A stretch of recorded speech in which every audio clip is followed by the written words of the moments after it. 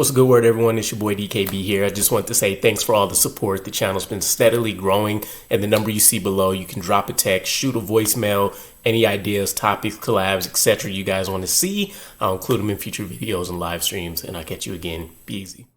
What's the good word, Jets fans? It's your boy DKB here. Rookie minicamp is officially underway, so we're back to getting some glimpses of football, seeing the drafted class as well as the undrafted free agent class for the New York Jets. And we actually got a chance to not only look, but hear from some of the key members, such as Armand Membou, Mason Taylor, and Arian Smith.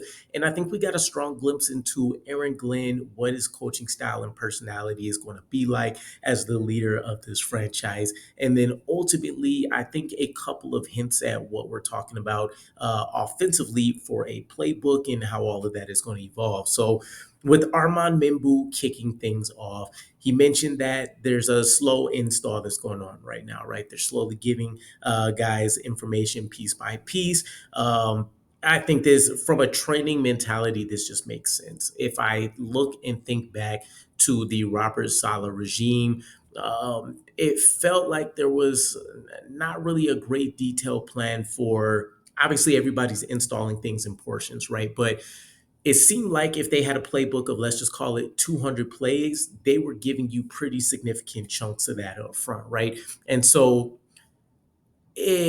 let's just say Aaron Glenn also has a playbook of 200, but the plan is in year one, we want to make sure that we can execute X amount of plays perfectly 100% of the time, right? And then you continue to add on more and more and more as these guys get comfortable. And that's going to change up just depending on how these guys adjust and acclimate. But I just get the feeling that maybe there's going to be a bit of a slower process to that happening, right? And again, it'll be 100% dependent upon the players, but I don't think they're going to be just force feeding and shoving things down their throat. I also don't imagine that there's going to be, a lot of soft serve ice cream going around practice, meaning that if guys can't keep up the speed, that's going to be more of an indicator that they missed on some of these guys as opposed to having to dole and dumb things down for them or any matter of things, right? A huge helping piece to that as well, though, is going to be the fact that we're not I don't expect that we're going to see a lot of rotating and training at different positions,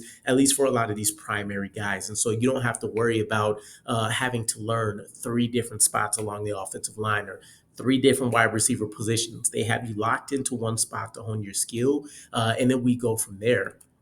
Armand Membou also kind of hinted at the fact that we may be looking at a Y zone offense. Pretty clearly, just blurted it out.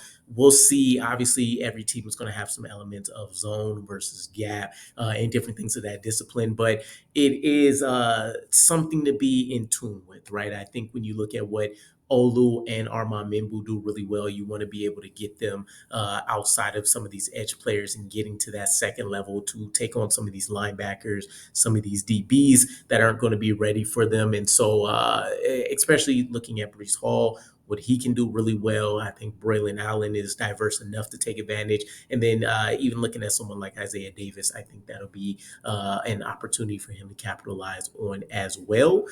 With Mason Taylor, there wasn't a ton. I think they focused a lot on the, father-son aspect of having Hall of Fame bloodlines and how he's been prepped, how he prepares for a lot of these things and such. But they did ask him a question about what leads to kind of his ability to make clutch plays and really be this, elite safety net, if you want to call him that, as a player at LSU. And he did.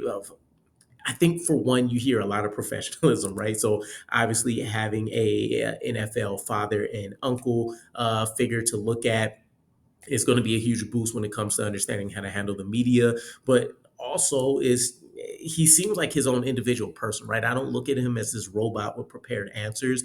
I think this is a man that looks at football as a passion and as a business all wrapped into one. So love a lot of his responses for one, but specifically to that question, this is a guy that I think you're going to see being a person that can become a future captain of this offense. He fell back onto the playbook being the focus. And so understanding what he's being asked to do, understanding what the pieces around him are being required of, and being able to go out there and make the most of the play is huge for us, right?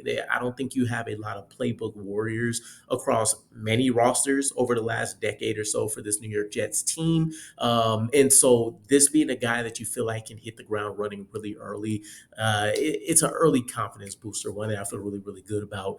And then with Arian Smith, I think this is a little bit more intriguing to me, just because he's going to be that black sheep of this draft class until he proves good, or proves good on the draft pick, or he ends up, I guess, making the naysayers look good, right? And so he was asked pretty clearly about the drops and what's contributed to maybe the lack of skill set or some of the issues that would have dropped him to being a fourth round pick, right?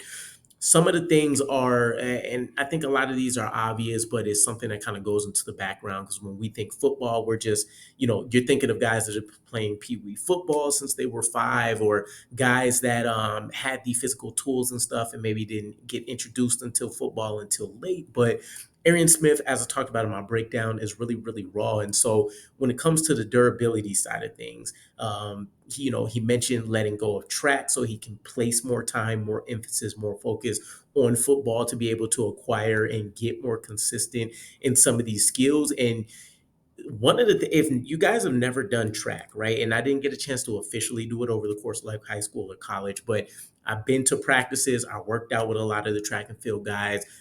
Even at work now, we do these like citywide events, and I do track and field, and I generally participate in some 5K stuff. It is labor and body intensive, right? So you're talking about one extreme sport in track versus another extreme sport in football. And I can imagine that his body just never got consistent recovery time. He's still doing schoolwork and all this kind of stuff. So I think you do see a overall better quality player, just with the fact that he can focus on one thing, right? All attention is on football. You don't have to worry about schoolwork. You don't have to worry about track and football, which is another top tier echelon type sport. And then when it came to the drops, this was the one answer I didn't like, because I think it shows, and again, I think I touched on this in the breakdown. He's still currently a track member that's moonlighting as a football player. He was asked about the drops. He said he doesn't think it's a technique issue or anything like that. He believes his focus. And this is just my set of eyes and whatever I dug up from looking at scouting reports and stuff. But any football player, especially as a weapon, can tell you there is a technique to catching the football. The classic diamond shape is there as a reason, right? And so it's one of the things that I think, when Sean Jefferson gets his hands on him as he gets acclimated to the jugs machine, and they're seeing how he's catching the ball, what's really going down with the mechanics of him, you'll start to hear a more mature response from him. So I don't look at it as a super red flag.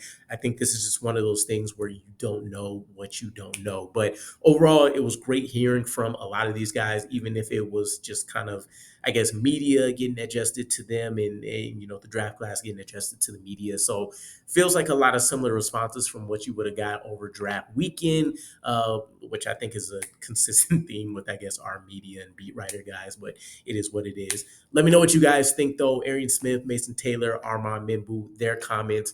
Aaron Glenn, what you got from them, if you guys checked that out already, or you're just relying on what I'm giving you. And I'll catch you guys again. Peace.